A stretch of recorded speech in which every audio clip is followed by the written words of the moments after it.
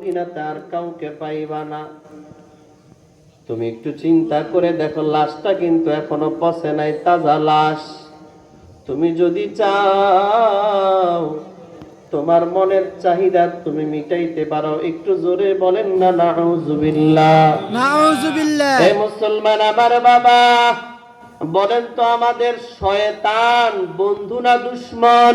দুশমন। আর জোরে বলেন। দুশমন। শয়তান ওই যুবক মায়ার নবীকে বলে, পয়গম্বর, শয়তান আমার গাড়ের উপরে পরিপূর্ণ সাওয়ার হয়ে গেল। আমার দিলের মধ্যে ওয়াসওয়াসা শুরু করলো, দেখি তো যুবতীটা কেমন সুন্দর। আমি মাটি খনন করতে শুরু করলাম। মাটি খনন করতে করতে করতে করতে যখন পরিপূর্ণ মাটি খনন করে শেষ করলাম, লাশটাকে আমি নিজের হাতে উপরে উঠায় নিয়ে আসলাম। তাকায় দেখেছি আসলেই মেয়েটা বড় সুন্দরী। ও পয়গম্বর, আমি এই মেয়েটার প্রতি আসক্ত হয়ে গেলাম। আমি আর দেরি করি নাই, আমি এই তাজা লাশের উপরে জুলুম করা শুরু করেছি।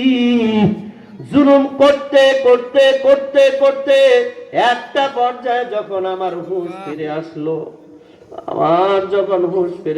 আমি যখন রওনা হচ্ছিলাম যখন কে জানি আমাকে ডাক দিয়া বলতেছে, কে যুবক, তুই বুঝি আমাকে এইভাবে অপবিত্র বানায়া দিলি? তুই বুঝি আমাকে এইভাবে শেষ করিয়া দিলি?